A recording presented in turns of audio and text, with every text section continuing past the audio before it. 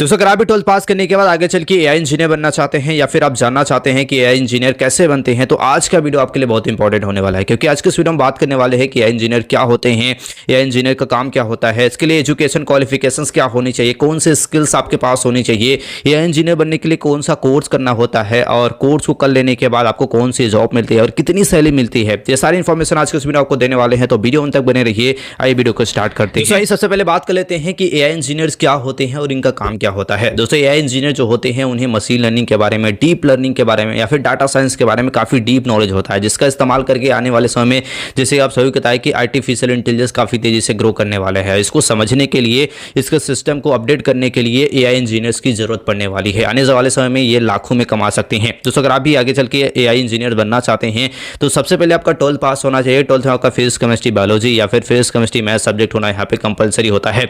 इसके बाद बात करते हैं कौन सा कोर्स करना होता है, तो आपके पास बीटेक कोर्स की डिग्री होनी चाहिए या फिर बीई कर सकते हैं कंप्यूटर साइंस में, या फिर आप कर सकते हैं आईटी में, या फिर एआई में कर सकते हैं, डाटा साइंस में कर सकते हैं, या फिर आप बीएससी भी कर सकते हैं एआई या फिर कंप्यूटर साइंस में। इसके साथ साथ आपको एमटेक कोर्स करना होगा। एमटेक के साथ साथ आप चाहे तो एमएससी भी कर सकते हैं या फिर आप एमबीए कर सकते हैं एआई या फिर एमएल में, यानी कि आर्टिफिशियल इंटेलिजेंस मशीन लर्निंग में एमबीए कर सकते हैं या फिर एमएससी कर सकते हैं या फिर एमटेक, कोई भी एक पोस्ट ग्रेजुएशन कोर्स आपके पास होना चाहिए।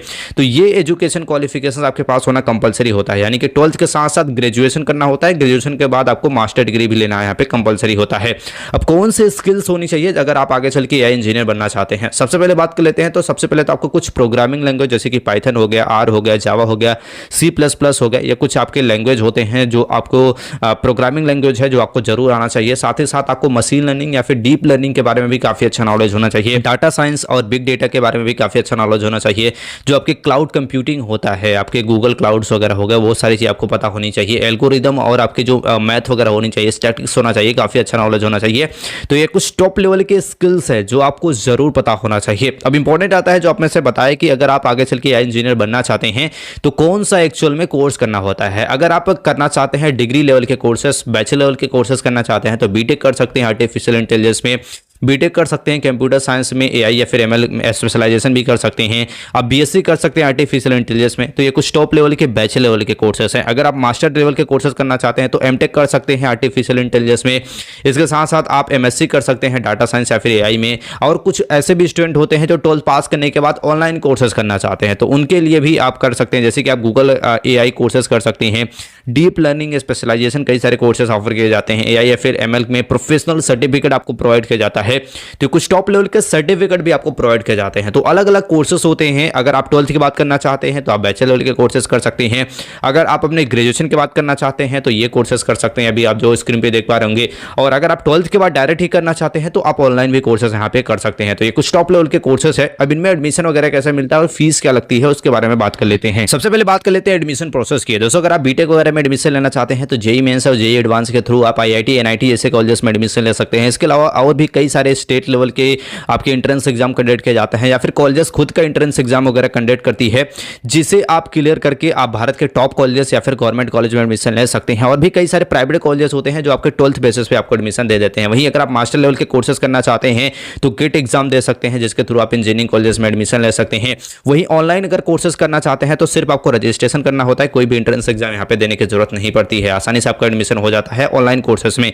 ऑफलाइन कोर्सेज के लिए एंट्रेंस एग्जाम देना पड़ता है और कई सारे ऐसे कोई कॉलेजेस होते हैं जो आपके 12th बेसिस पे या फिर आपके ग्रेजुएशन के बेसिस पे आपको एडमिशन दे देते हैं। अब इंपॉर्टेंट आता है कोर्सों की फीस क्या होती है। बीटेक करने जा रहे हैं लगभग आपको 2 से 10 लाख रुपए पड़ सकता है। एमटेक करने जा रहे हैं लगभग 1 से 5 लाख रुपए पड़ सकता है। ऑनलाइन कोर्सेज में लगभग 5,000 रुपए से लेकर 50,000 रुपए आपकी पड़ सकता है। अब डिपेंड करता है कौन सा सर्टिफिकेट ले रहे हैं और कहां से ले रहे हैं। साथ ही साथ कुछ आपके सर्टिफिकेट ऐसे भी होते हैं जिनमें आपको 1 से 5 लाख रुपए तक भी लग सकता है। तो ये डिपेंड करता है कि कौन सा आप कोर्स यहाँ पे कर रहे हैं। अब सबसे इंपॉर्टेंट चीज आता है कि एआई के अंदर, यानी कि जो आर्टिफिशियल इंटेलिजेंस के कोर्सेज आपके कराए जाते हैं उसमें एक्चुअल में पढ़ना क्या होता है, ये भी आपको काफी इंपॉर्टेंट होता है। और आप में से कई सारे स्टूडेंट जानना चाहते हैं तो artificial intelligence and machine learning यहाँ पे आपको सिखाया जाता है। डाटा साइंस या फिर एल्गोरिदम के बारे में, डीप लर्निंग एंड नेचुरल जो आपकी नेटवर्किंग होती है, big data, cloud and computing हो गया, पाइथन, आर, जावा, C++ ये आपके सिखाए जाते हैं। नेचुरल लैंग्वेज प्रोसेसिंग क्या होता है, कंप्यूटर विजन्स क्या होते हैं, ये सारे जो आपके सब्जेक्ट्स होते हैं आपको पढ़ना होता है एआई की जब आप कोर्सेज करने जाते हैं। अब बात करते हैं कौन सा आपको जॉब मिलता है और कितनी सैलरी मिलती है उस पर, ये काफी इंपॉर्टेंट है और आप में से कई सारे स्टूडेंट जानना चाहते हैं।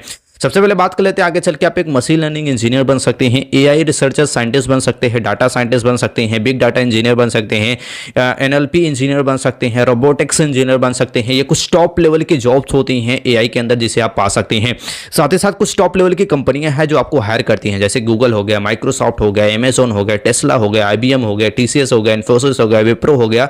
ये कुछ टॉप लेवल की आपके वर्ल्ड वाइड की आपकी कंपनियां हैं जो आपको हायर करती हैं अगर आपके पास एआई कोर्स की डिग्री है। साथ ही साथ बात करते हैं आपकी सैलरी वगैरह की, तो फ्रेशर के रूप में आसानी से आप 6 से 12 लाख रुपए यानी कि 50,000 रुपए से लेके 1 लाख रुपए आप फ्रेशर के रूप में अर्न कर सकते हैं। वहीं अगर आपके पास 3 से 5 साल का एक्सपीरियंस है तो 15 से 25 लाख। वहीं अगर आप एक सीनियर लेवल यानी कि 5 साल से ज़्यादा का एक्सपीरियंस हो जाता है तो आसानी से 30 से 80 लाख रुपए पर ईयर तक यहाँ से अर्निंग कर सकती है। दोस्तों अगर आप एआई इंजीनियर बन जाते हैं तो इतना अर्निंग आपको यहाँ पे पैसा वगैरह मिल जाता है, तो काफ़ी अच्छी सैलरी वगैरह मिलती है अगर आप आगे चल के एआई इंजीनियर बन जाते हैं।